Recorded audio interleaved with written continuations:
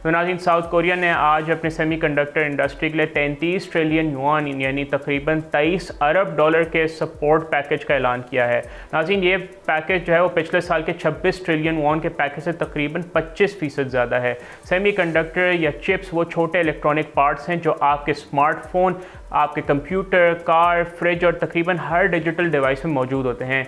और उसमें south Korea की हुकूमत ने यह इकदाम दो बड़े मसाइल की वजह से उठाया। पहला, जो अमेरिका में जो ट्रम्प इंतज़ामिया की पॉलिसी की गैर यकीनी सूरत हाल, और दूसरा ऑब्वियसली जो चाइनीज़ कंपनी से बढ़ता हुआ मुकाबला है। नाज़रीन, यहाँ पे याद रहे कि साउथ कोरिया दुनिया की सबसे बड़ी मेमोरी चिप बनाने वाली कंपनी सैमसंग इलेक्ट्रॉनिक्स और SK हैंक्स का हाउस है।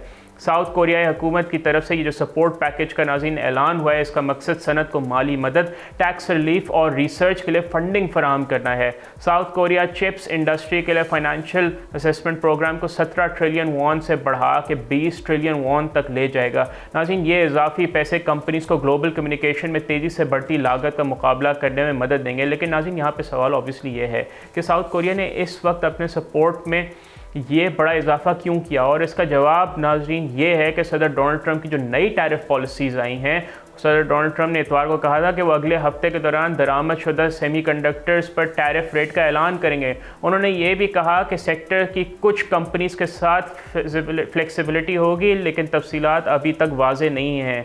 अभी ये भी वाज़े नहीं है कि जो अमरीकी टैरिफ कितने होंगी और कौन सी कंपनीज़ मुतासर होंगी। लेकिन अमेरिका में डोनाल्ड ट्रंप इंतज़ामिया मुख्तलिफ सेक्टर्स पर नए टैरिफ लगा रही है और सेमीकंडक्टर्स भी उसके अब टारगेट पर आ गए हैं। मज़ीद आपको ये बताएं कि अमेरिका ने सेक्शन 232 इन्वेस्टिगेशन के नाम से सेमीकंडक्टर्स और बायोफार्मास्यूटिकल तहकीकात शुरू की हैं, जिसका मकसद ये चेक करना है कि क्या ये जो दरामदात अमरीकी नेशनल सिक्योरिटी के लिए ख़तरा हैं या नहीं है।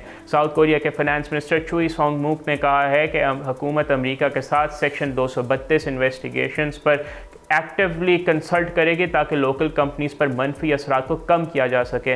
तो नाज़रीन, यहाँ पे आपको बताएं कि आमतौर पर टैरिफ पॉलिसीज़ लोकल इंडस्ट्री को सपोर्ट करने के लिए होती हैं, लेकिन इकोनॉमिस्ट का कहना है कि ये पॉलिसीज़ लंबे अरसे में इंडस्ट्री को डैमेज कर सकती हैं, क्योंकि इनोवेशन को कम करती हैं और कंज्यूमर्स के लिए प्राइसेस बढ़ाती हैं। नाज़रीन, आपको बताते चलें कि साल 2024 में साउथ कोरिया की जो सेमीकंडक्टर्स की जो चिप्स की एक्सपोर्ट्स थी वो तकरीबन 141.9 अरब डॉलर थी, जो कि मुल्क की कुल एक्सपोर्ट्स का 21% है, और उनमें से चीन को 46.6 अरब डॉलर और अमेरिका को 10.7 अरब डॉलर की एक्सपोर्ट की गई।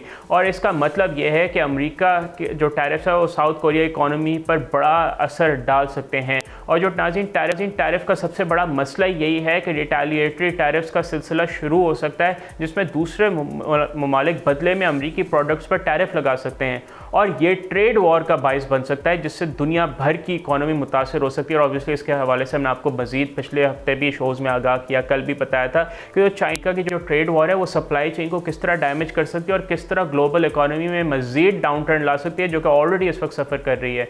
और पिछले हफ्ते साउथ कोरिया ने अपने ऑटो सेक्टर के लिए भी इमरजेंसी सपोर्ट का ऐलान किया था। और नाज़रीन, ये जो इकदाम हैं वो अमेरिकन टैरिफ के असरात को कम करने के लिए थे, ख़ासतौर पर ऐसे सेक्टर में जिसने हालिया सालों में अमेरिका को एक्सपोर्ट्स में नुमाया इजाफा देखा है। इन इकदाम से ऑटो इंडस्ट्री के लिए फाइनेंशियल सपोर्ट के साथ साथ टैक्स कट्स और सब्सिडीज शामिल हैं, जो लोकल डिमांड को बढ़ाने के लिए हैं। हुकूमत ने यह भी वादा किया है कि अमेरिका के साथ नेगोशिएट करेगी और मार्केट्स में एक्सपेंशन में मदद करेगी।